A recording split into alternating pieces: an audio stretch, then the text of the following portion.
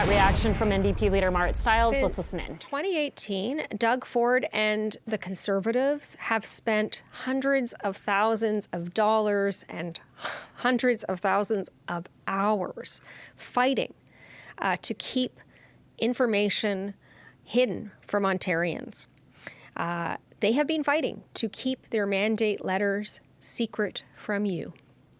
And 5 years later and thousands of tax dollars wasted, they have just succeeded in keeping you from learning what your cabinet ministers were directed to do by Mr. Ford. From selling off the Greenbelt to privatizing healthcare to handing out sole source contracts to Staples, this is a premier who did not campaign on any of those things. And yet, to this day still, his 2022 mandate letters have not seen the light of day. Today's ruling doesn't change the Premier's obligation to be transparent with the public or accountable for his actions. Let's not forget, this is a government that is under criminal investigation by the RCMP for rigging the system to the benefit of their insider friends. Every day, they make more decisions that seem to benefit well-off, well-connected, wealthy insiders instead of putting the needs of Ontarians first. I believe Ontarians want and deserve transparent, honest, and accountable leadership from their government. I don't think they're ever going to get that from this Conservative government. And with that, I thank you, and I'm happy to take questions. I understand the ruling, though. I mean, it concentrates a lot on cabinet confidentiality, the importance on the idea that you can have really frank conversations in cabinet and they won't leak out. You can have those conversations. The judges come back again and again to the idea that that is constitutional and sacred. Do you understand why the Supreme Court's made the decision it's made?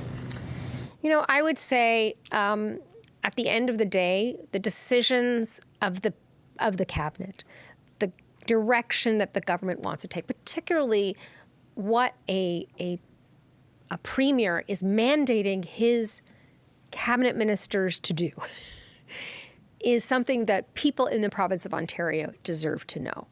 I guess what I would just say is what's disappointing about this is, again, the thousands of hours, the thousands, hundreds of thousands of tax dollars that have been wasted by this government trying to prevent Ontarians from knowing what their priorities are and what his direction to his ministers was. And I can't, as a political leader, understand why a government wouldn't be excited to share with the people of the province what their intentions are. Like, you should be excited to share that, unless there's something you're trying to hide. And I think in the case of this government, it's pretty clear that they are insisting on hiding their plans from the public, and they'll go to extremes as high up as the Supreme Court to be able to do that. The CBC has to pay the costs of the Supreme Court. Do you think that's fair that the CBC is going to end up paying that?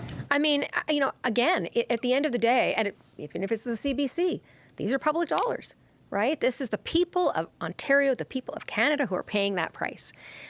All so that Doug Ford and his Conservative government, who are under criminal investigation by the RCMP, who are responsible for a number of scandals, mired in scandal right now because they keep making decisions that don't seem to be based in good policy, in good data, or in the interests of the people of Ontario, because they're so desperate to hide the reason for that from the people of Ontario. It's costing us all. And again, I want to point out, I think what Ontarians want is a government that is honest, transparent, and truly accountable to them. They're not getting that from this government. So how do you think, why do you think actually this government has been so secretive with the letters? Well, that's a good question. Why has this government been so secretive about these letters? We know now that we've, of course, we have seen the mandate letters from 2018, but what we haven't seen is what the Premier mandated his ministers to do in the after the 2022 election. And I think that's very concerning because we've seen some indication in the Integrity Commissioner's report that came out around the Greenbelt scandal that the direction to carve up the Greenbelt, for example, came directly from the Premier.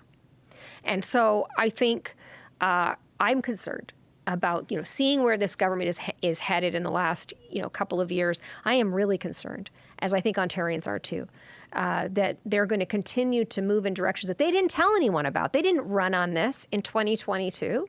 They promised Ontarians they weren't going to carve up the Greenbelt, and they turned around and did exactly that, right? This scheme to basically sell off Service Ontario to prop up a massive American company like Staples. They didn't talk to anybody about that. Where is this coming from? And so I'm really concerned about it. I would say as well, this decision is not a win, no question. This is not a win for the people of Ontario. But I think what's the most disappointing is actually that the government fought so hard to hide this information and continues to fight so hard to hide the truth from Ontarians. And how do you think people can hold the minister accountable for their actions if they don't know what the mandates and priorities are? Well, this is the thing, right? We kind of find out as people after the government announces it. So nobody knew that Staples was going to get this sole source contract from the government and that the Service Ontario locations were going to be moved away from their communities. So because the government is not being honest and truthful with Ontarians.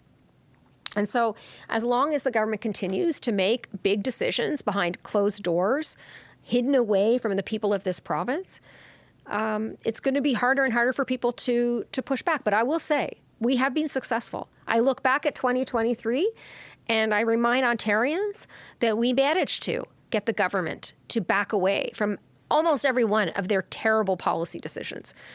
Have they learned their lesson? Clearly not. But we'll keep fighting, and we know that the people of Ontario want us to, because what they really want is a government that's honest, that's truly accountable to them.